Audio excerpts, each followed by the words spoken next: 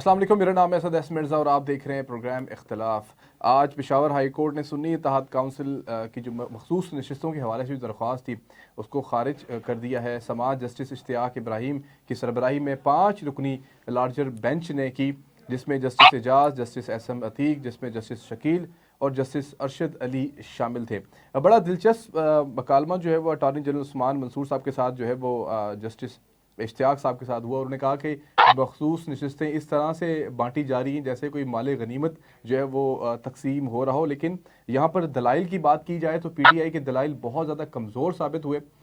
जो ज़फ़र अली साहब थे पीटीआई के वकील, जो कल पेश भी नहीं हुए, जिसकी वजह से उन्होंने माजरत भी की कि इतना इंपॉर्टेंट केस था उनका और वो पेश भी नहीं हुए अदालत के अंदर, तो इस हवाले से भी अदालत में बात की गई। लेकिन जो general attorney general Mansoor Awan साहब ने सेक्शन 104 का सब सेक्शन 4 का जो जिक्र किया, उन्होंने कहा इलेक्शन एक्ट 2017 के मुताबिक जो जमात इलेक्शन में हिस्सा ही नहीं लेती उसको मखसूस नशिस्तें भी अलॉट नहीं की जाती।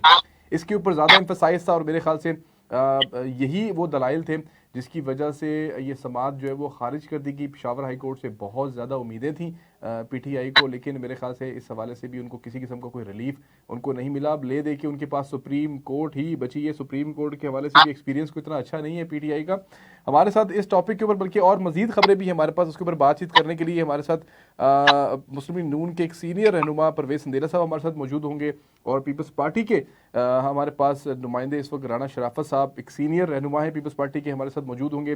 पीटीआई से हमने हमजा अलवी साहब को जो है वो बुलाया था प्रोग्राम के अंदर, लेकिन कुछ एमरजेंसी की वजह जो वजूहात की वजह से वो प्रोग्राम के अंदर शामिल नहीं हो सके। सबसे पहले हम परवेज संदेला साहब को प्रोग्राम के अंदर शामिल करेंगे। परवेज संदेला साहब, बहुत बहुत शुक्रिया, आपने अपना कीमती वक्त से जो है हमें थोड़ा सा वक्त निकाला हमारे लिए भी। सर, मैं आपसे जरा कुछ डिफरेंट सवाल जो है वो करना चाह रहा हूँ।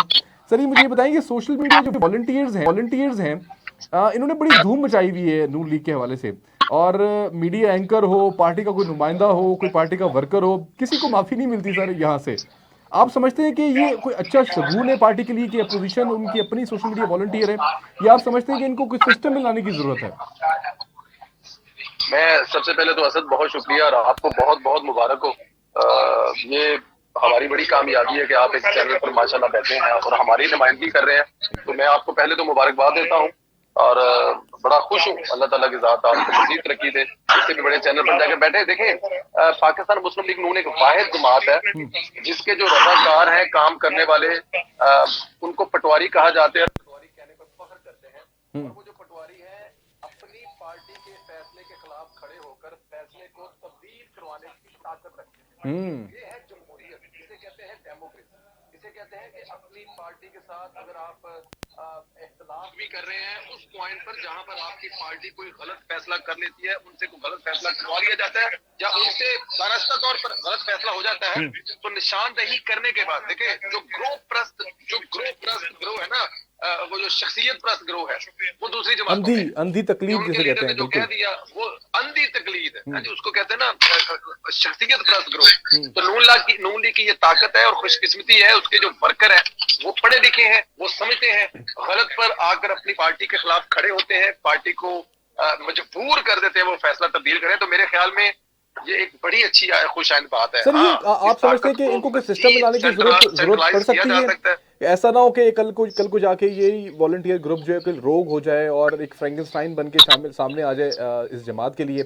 आप समझते हैं इन लोगों को सिस्टम में लाने की जरूरत है, इनको एक प्रॉपर तरीके से किसी एक माहौल के अंदर लाया जाए, इनको इंटैक्ट किया जाए लीडरशिप के साथ? ऐसा ना हो ना कि कुछ ऐसे फैसले भी तो हो सकते हैं ना सर कि जो पार्टी की कॉम्प्रोमाइजेज हों, लेकिन वॉलंटियर्स उसको उल्टा कर दें। असद साहब, ये वो ताकत है, अगर इस पर पाकिस्तान मुस्लिम लीग नून की क़यादत एहसार कर लेना तो उनको मेरे ख्याल में प्रोपोगंडा और अपनी जितनी भी उनकी कारकर्दगी है और वो जो कर रहे हैं उसको वोट में कन्वर्ट। देखें, आपके मोटरवे बनेंगी, सड़कें बनेंगी, अस्पताल बनेगा, अरफा क्रीम टावर 2 बनेगा, औरतें मजबूत होंगी, ये सारा कुछ हो जाएगा, लेकिन इनको वोट में कन्वर्ट करने के लिए आपको पाकिस्तान मुस्लिम लीग नून के ये रजाकार चाहिए होंगे। तो अगर आप अभी इन्हें लूप में ले लेंगे, इनको एतमाद में ले लेंगे, तो ये आपकी ताकत बन जाएंगी। और ये पता है मुस्लिम लीग नून को ये कितनी बड़ी ताकत है।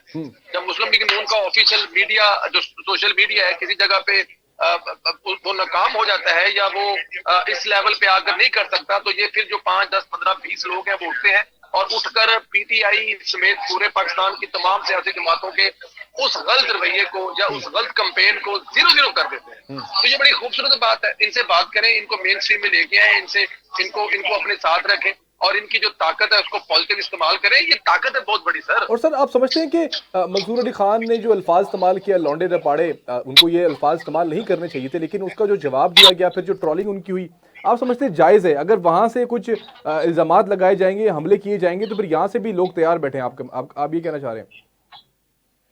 मैं आपको एक बात कहूं, मंसूर अली खान का नाम लेकर मैंने उनको कहा था कि मैं चैलेंज करता हूं कि भैया मुझे बुलाओ अपने शो में, तुमने जो कुछ कहा है सारा कुछ बताया कि तुमने गलत किया है। मंसूर अली खान साहब मुझे एक महफिल में मिले, उनसे मेरी गपशप हुई, तो उन्होंने कहा यार मैं तनकीद पे बड़ा खुश होता हूँ, लेकिन वो पर्सनल तकरीर नहीं होनी चाहिए। मेरे ऊपर तनकीद करें, मेरे गलत फैसलों पर, मेरे गलत बोलने पर, मेरी झूठी खबरों पर करें, फैमिली खानदान, और मैं इस बात पे एग्री करता हूँ, होना भी चाहिए। मंसूर अली खान ने ये बिल्कुल यकतरफा एक चीज चलाई। उन्होंने कहा कि लौंडे लपाड़े, ठीक है, उनका एक लफ्ज है, वो पीटीआई पर कहते हैं, सबको कहते हैं, वो हमें अच्छा लगे या ना लगे, अमरानू कहते हैं, पटवारी कहते हैं, इस लफ्ज से लेकर के इतना बड़ा इशू नहीं है। असल चीज था कि जो उन्होंने उसमें किया, उन्होंने गलत बताया। उन्होंने कहा जी वो जो बच्ची है मरियम अकरम, वो बहुत देर से मुस्लिम लीग नून के अंदर शामिल है, और इन लौंडे लपाड़ों ने, ऐसा नहीं है, वो 2-4 महीने पहले जब ये कुछ मामलात हुए हैं और वो नून लीग के हक में कुछ वीडियो बनाना शुरू हुई, वो नून लीग के साथ है इसलिए क्योंकि वो उसके हक में वीडियो बना रही है, लेकिन ऑफिशियली किसी जगह पे उसका कोई नोटिफिकेशन नहीं है, वो किसी जमात का हिस्सा नहीं है, वो वुमेन विंग में नहीं है, वो किसी भी जगह पे नहीं थी। लेकिन मंसूर अली खान ने साबित ये करने की कोशिश की कि लौंडे लपाड़ों ने उसको निकलवा दिया, हालांकि वो मुस्लिम लीग नून की बहुत देर से, भाईजान 2022 की तस्वीर तो वो खुद लगा रही है, वो जहां पर वो बैठी और खड़ी है, झंडा लेकर पीछे आग लगी है, जिसको मरहूम अरशद सिंह ने रीट्वीट किया हुआ है। मैं संदेला साहब आपके पास दोबारा आता हूँ, एक बड़ा एक अहम सवाल है। अपने 1.5 करोड़ के चक्कर में उनको 1.5 करोड़ रुपया हर महीने चाहिए यूपी से। संदेला साहब, एक बड़ा एक अहम सवाल भी आपके साथ, आप लाइन पर रहिएगा। हमारे साथ राना शराफत भी मौजूद है, उनको भी प्रोग्राम के अंदर शामिल करते हैं। राना साहब, पीपल्स पार्टी के साथ आपका ताल्लुक है, एक सवाल जो मैं आपसे इस प्रोग्राम से पहले मैं आपसे ऑफ द रिकॉर्ड पूछ रहा था कि सर ये ऐसा क्या जादू है जरदारी साहब के पास, हुकूमत में भी नहीं है, अहम ओहदों के पास भी हैं, और अहम ओहदे सारे इनके पास मौजूद हैं, सारे ओहदे रखने के बावजूद भी अपने आप को खुद को एक तौर पे अपोजिशन जाहिर करने की कोशिश कर रहे हैं। शहबाज शरीफ से जो काम करवाने हो, अभी देखें चेयरमैन इरसा के हवाले से कुछ अहकामात थे, वो फ़ौरन वापस हो गए। जो काम हो, शहबाज शरीफ साहब ये भी कहते थे कि मैं नून लीग से ज़्यादा पीपल्स पार्टी का वज़ीर आज़म हूँ। तो आप ये नहीं समझ, सवाल बेसिकली मेरा ये है आपसे कि अगर तमाम तर ओहदे गवर्नरशिप वगैरह होने के बावजूद हुकूमत में भी शामिल नहीं हो जाना चाहिए पीपल्स पार्टी को? जी, आपकी राय बहुत साहिब है और मुझे बड़ा अच्छा लगा कि आपने ये राय दी है। अपनी पॉलिसी होती है ना, तो 2008 में हमने मुस्लिम लीग नवाज को रिकंस्ट्रक्ट किया, पंजाब हमने तोहफे में दिया और उन्हें अपनी पॉलिसी चलाने की, याद रहे कि उस वक्त इनके पास अक्सरियत पंजाब में भी नहीं थी, तो हमने इनकी हुकूमत बनाकर उसे इस्तेहकाम दिया और 18th अमेंडमेंट के लिए इनका साथ मांगा। 2008 से 2013 तक मुस्लिम लीग नवाज अपनी पॉलिसी के तहत जजों और जर्नलों के साथ मिलकर खेलती रही। 18वीं तरमीम, नैब और मुख्तलिफ तरह के जो पॉलिटिकल इंजीनियरिंग जिसे हम खत्म करना चाहते थे, हम इनकी वजह से नाकाम हो गए। उसके बाद तो 2018 में सदर आसिफ अली जरदारी ने मियां मोहम्मद शहबाज शरीफ को यही पेशकश की थी कि आप वजीर आजम बन जाएं, हमें सदर का ओहदा दे दे तो हम इमरान खान नामी अफरियत को मुल्क की बर्बादी से रोक सकते हैं। मियां मोहम्मद शहबाज शरीफ का इंटरव्यू सोहेल बड़ाइश का आपको मालूम होगा कि उस वक्त बाजवा साहब के साथ वो इस कदर मोहब्बत और उल्फत में उलझे हुए थे कि उन्होंने हमारी पेशकश रद्द कर दी। फिर हमने पीडीएम बनाई, तो पीडीएम में फिर इन लोगों ने ऐसी तरह किया कि इस्तीफों पे चले गए कि हम असेंबली छोड़ के भागेंगे। तो ये कई तजर्बात है ना, मतलब मैं कहता हूं कि गुज़िश्ता 10 साल में 12 से ज्यादा बार मुस्लिम लीग नवाज ने पीपल्स पार्टी की पॉलिसी से इख्तलाफ करके अपना सफर अलग करके नुकसान उठाया।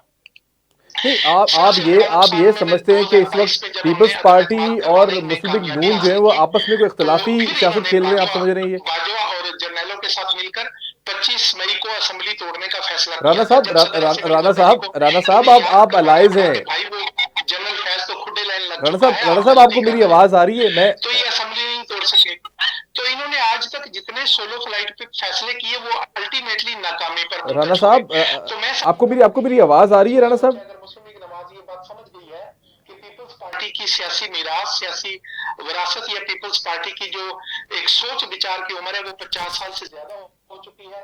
उसका जर्नैलों और जजों को डील करने का उसका तजुर्बा ज्यादा है। और वो राणा साहब, यहाँ पे हमें एक ब्रेक लेनी है। ब्रेक के बाद इंशाल्लाह ताला आपसे दोबारा जो है वो बातचीत करते हैं, गुफ्तगू को रखेंगे। हम यहाँ पे एक छोटा सा ब्रेक लेते हैं, ब्रेक के बाद आपके सामने दोबारा हाजिर होते हैं।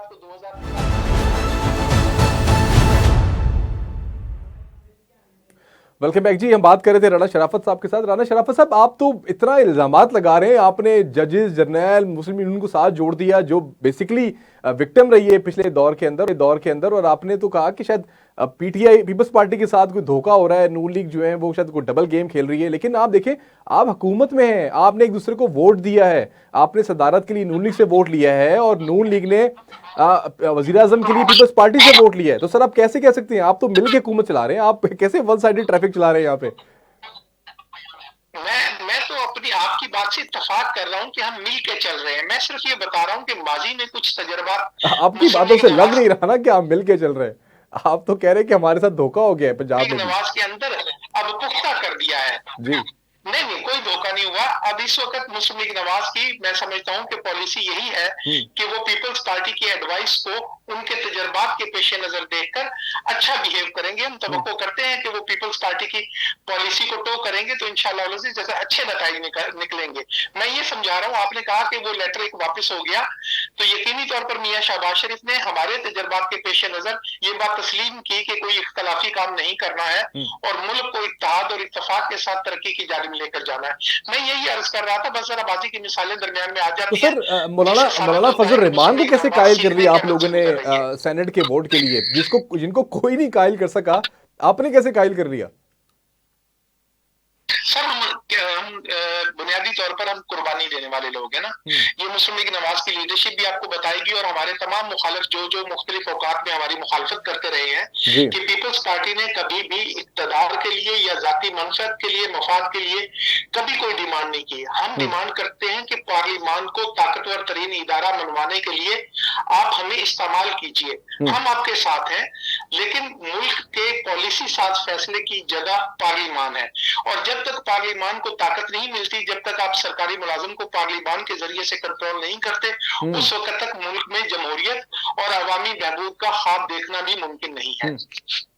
अच्छा, यहाँ परवेज संदेला साहब हमारे साथ मौजूद हैं। मैं आपके पास दोबारा आता हूँ, कुछ अहम सवाल भी आपसे मैंने करने हैं। संदेला साहब, वक्त आपके पास थोड़ा सा कम है, आपने एक जगह पे जाना भी है, तो मैं आपसे क्विकली मैं पूछूंगा, सर ये नवाज शरीफ की सीट ही क्यों ज़बान सद्देआम है? जिस तरह पनामा में 436 लोगों का नाम था और टारगेट सिर्फ नवाज शरीफ को किया जा रहा था, तो मुस्लिम लीग नून जो है वो 85 सीटें जीती हुई है पार्लियामेंट में, सिर्फ एक नवाज शरीफ की सीट का जिक्र क्यों हो रहा है? लेकिन साथ साथ अगर हम रिकाउंटिंग की बात करें, जो जहां जहां रिकाउंटिंग होती है वहां पे मुस्लिम लीग नून जो है वो जीत जाती है। जैसे आज गुजरांवाला में NA81 के अंदर भी अजहर कयूम साहब जो है वो भी रिकाउंटिंग के अंदर जीत गए।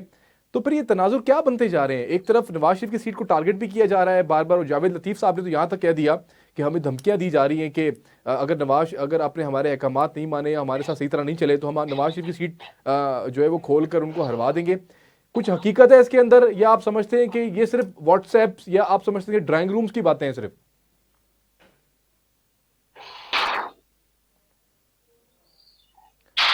जी संदेला साहब हमारे साथ मौजूद हैं? जी बिल्कुल मौजूद हूँ, जी बिल्कुल मौजूद हूँ। जी, आपने सवाल सुन लिया? ये मैं सवाल दोबारा से दोहरा दूं? जी दोबारा सवाल सुना दें प्लीज प्लीज। सर ये नवाज शरीफ की सीट ही क्यों ज़बान सद्देआम है सर? जिस तरह पनामा में 436 अफराद का नाम था लेकिन नवाज शरीफ को टारगेट किया गया, आप नहीं समझते कि 85 सीटों के बावजूद सिर्फ एक सीट को ज्यादा टारगेट किया जा रहा है? और क्या ये हकीकत है, जैसे जावेद लतीफ साहब ने कहा कि हमें धमकियां मिल रही हैं कि नवाज शरीफ की सीट को खोल देंगे अगर आपने ज्यादा आंखें दिखाने की कोशिश की, इसमें आप कुछ हकीकत समझते हैं? आप समझते हैं ये ड्राइंग रूम्स की हद तक बातें हो रही हैं, इसमें हकीकत का कोई ताल्लुक नहीं है? नहीं देखें, ये बदकिस्मती है इस मुल्क में। अगर आपने फर्ज किया कि ये अगर इसको एक लम्हे के लिए इस बात को मान भी लिया जाए, अगर आपने ज्यादा ऐसा कुछ किया तो आपकी सीट खोल देंगे। मेरे ख्याल में कोई ऑफिशियली कोई ऐसी चीज अभी तक हमारे सामने इस पर नहीं आई, या इस पर किसी का वो नहीं आया अभी तक। ये मीडिया और सोशल मीडिया पर कुछ टीवी एंकर वगैरह ने ये बात की है, लेकिन मेरा नहीं ख्याल इसमें कोई ऐसी कोई चीज होने जा रही है। देखिए, अगर खोलना भी चाहे तो खोल लें, कोई बात नहीं, उसमें क्या होगा। अगर एक नवाज शरीफ साहब जीते हुए हैं तो उससे कोई फर्क नहीं पड़ने वाला। लेकिन क्योंकि ये पाकिस्तान की सियासत का इसमें वतीरा बन चुका हुआ है, और नवाज शरीफ जो है वो देखिए असद साहब, अगर मेरा वो आपका नाम लेंगे, किसी एक एमएनए का नाम लेंगे तो वो हाईलाइट तो नहीं होगा ना, वो बात तो नहीं बनेगी ना। अब नवाज शरीफ का कद और काट इतना बड़ा है कि कोई भी खबर बनाने के लिए या कोई भी चीज करने के लिए आपको नवाज शरीफ का नाम लेना पड़ेगा, चाहे वो नेगेटिव है चाहे वो पॉजिटिव। और दूसरी तरफ आप जितनी भी रिकाउंटिंग्स है उसमें जीत रहे हैं आप। आज भी सर NA81 के अंदर मुस्लिम लीग के उम्मीदवार जीत गए।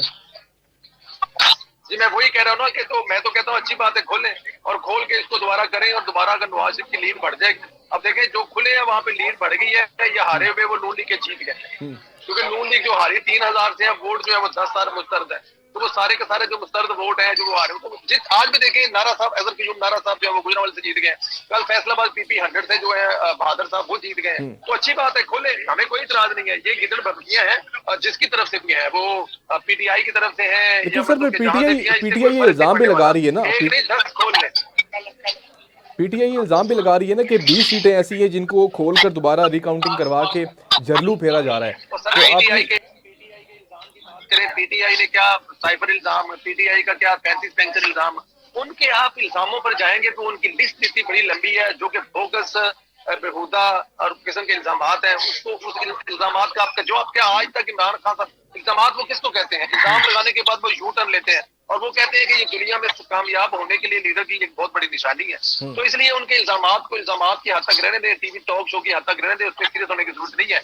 लेकिन ये बात PMLN के मीडिया को, उनकी मिनिस्ट्रीज को, उनकी इंफॉर्मेशन मिनिस्टर को इस प्रोपोगंडा को तोड़ करने के लिए जरूर कुछ करना चाहिए कि इससे पहले कि वो ऐसी कोई बात फैलाएं, आप खुद आए। उन्होंने कहा ठीक है, हम आए, खोले, आप हमारा ये खोले, हम आपके 4 और खुलवाते हैं, उनके भी 4 खुलवाएं, असद उमर का भी खुलवाएं, आप उनके गंडापुर का खुलवा दें, आप उनके फला का खुलवा दें, आप उनकी मेन स्ट्रीम का खुलवाएं, आप जाकर फैसलाबाद में राणा सनाउल्लाह का खुलवा दें। अगर वो 1 खुलवा रहे हैं तो आप 15 खुलवा दें, उसमें क्या प्रॉब्लम है? प्रोपोगंडे का जवाब प्रोपोगंडे से करने दें, आप अपना नैरेटिव बनाएं और इन चीजों से घबराने वाली कोई बात नहीं है। ये साहब का खोलना चाहे तो बिस्मिल्लाह साथ बिस्मिल्लाह, लेकिन ऐसा होने नहीं वाला। चले राणा शराफत साहब आप हमारे साथ मौजूद हैं। जी राणा शराफत साहब, ये जो बातें की जा रही हैं सोशल मीडिया पे भी बहुत ज़्यादा ये चीज़ें एक्टिव हैं। जाहिर सी बात है आजकल जितनी भी खबरें हैं वो सोशल मीडिया से ड्राइव होती हैं, कुछ हकीकत भी होती हैं और कुछ हकीकत से ताल्लुक नहीं होता उनका। लेकिन ये बात की जा रही है कि आसिफ जरदारी जो है कोई किरदार अदा कर रहे हैं कि किसी तरीके से इमरान खान को दोबारा सियासत में लेकर आया जाए, कोई आम माफ़ी टाइप की कोई चीज़ जो है वो सामने रखी जाए। आप ये समझते हैं कि PTI के जो बानी हैं उनके साथ किसी किस्म की कोई ज्यादती हो रही है या एक पॉलिटिकल केसेस उनके ऊपर बनाए गए हैं? जिस तरह पीपल्स पार्टी हमेशा सियासी रख रखाव की बात करती है, तो इस तरफ भी कोई झुकाव है पीपल्स पार्टी का, या आप समझते हैं कि वो जो केसेस उनके ऊपर बनाए गए हैं वो बिल्कुल जायज़ हैं और वो जो मामला उनके साथ हो रहे हैं वो आईन और कानून के मुताबिक हो रहे हैं?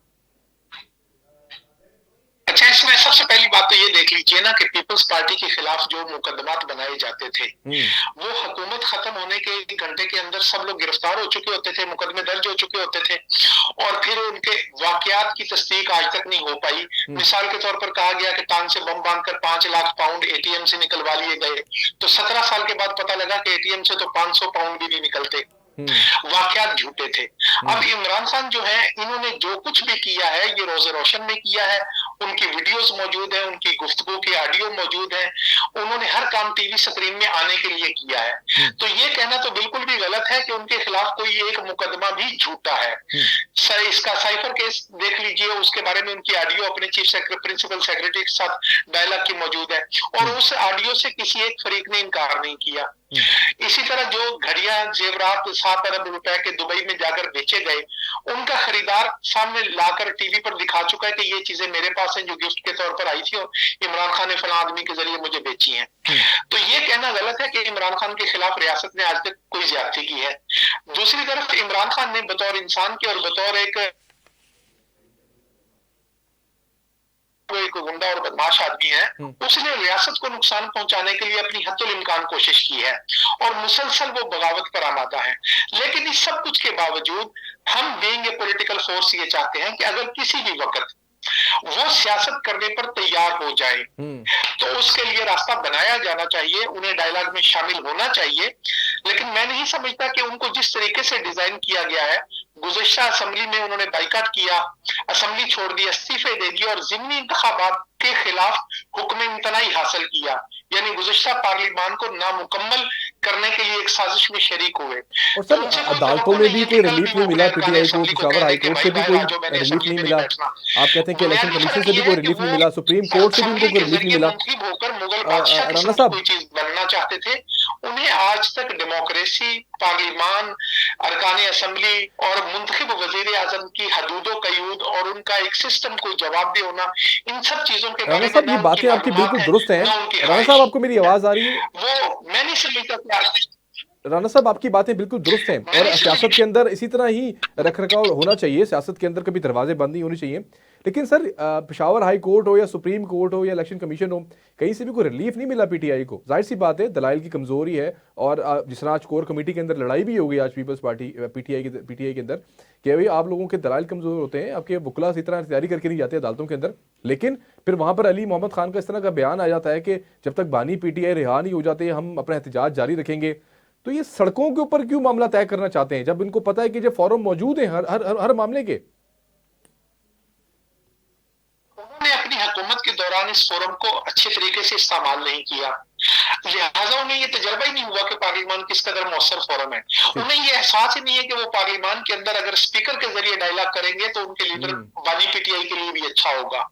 वो इस रूट को अपनी हुकूमत के दौरान चूंकि तर्क कर चुके हैं, मिस कर चुके हैं, उन्हें इस सिस्टम की समझ नहीं आ रही कि कहां पर हम जाएंगे तो ज्यादा बेहतर नताइज पैदा हो। ये पॉइंट आपका। और जहां तक अदालती शिकस्त का मामला है, उसमें सबसे बुनियादी बात इमरान खान की है कि वो अपनी वकला की टीम से मशवरा नहीं मांगते। वो उन्हें ये नहीं कहते कि आप मुझे बताओ कि इसमें लॉ क्या है, किसी से भी मशवरा वो कहते हैं कि मैं ये चाहता हूं, आप ऐसा करके लाओ। अब जब तक तो अदालत उनकी मर्जी की थी, बंदयाल साहब कोर्ट में बैठे हुए थे, तो हर जायज नाजायज उनके वो अहकाम की तामील होती रही। लेकिन अब खुसूसी तौर पे नई पार्टी बनाना और सुन्नी इत्तेहाद काउंसिल में जाते वक्त ही तमाम राणा साहब वो तैयारी राणा साहब तैयारी बदयाल की करके आए थे ना एग्जाम के अंदर, फिर जस्टिस काजी फायद ईसा आ गया। पार्लियामेंटेरियन बनाई गई थी। कबल वक्त इस बात को जहन में रखा जाना चाहिए था कि पार्टी बैन हो सकती है तो अल्टरनेट रूट उनके पास हो। लेकिन चूंकि इमरान खान की सोचने की, गुफ्तगू करने की सलाहियत, आप इसे शॉर्ट टर्म मेमोरी लॉस कह लें कि वो 2-4 मिनट से अगली बात ना सोच सकते हैं, न उनमें अहलियत है कि कल को मुझे इस बात से यू टर्न लेना पड़ेगा।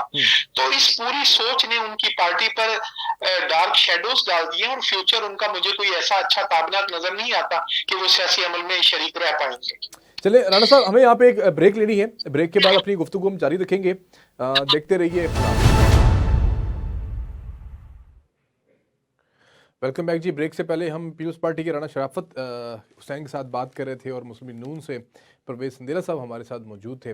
बात कर रहे थे मुल्क की सियासत के हवाले से। अब बात करेंगे हम गज़ा में जारी फ़लस्तीनी वहशियाना बमबारी और हलाकतों की तादाद के हवाले से। अगर हम बात करें तो रमज़ानुल मुबारक में भी फ़लस्तीन में इजरायली जितनी भी बर्बरियत है वो रुकने का नाम नहीं ले रही, बल्कि अक़वाम मुत्तहिदा की जानिब से ये कहा गया है कि रमज़ानुल मुबारक के अंदर जंग बंदी इख्तियार की जाए।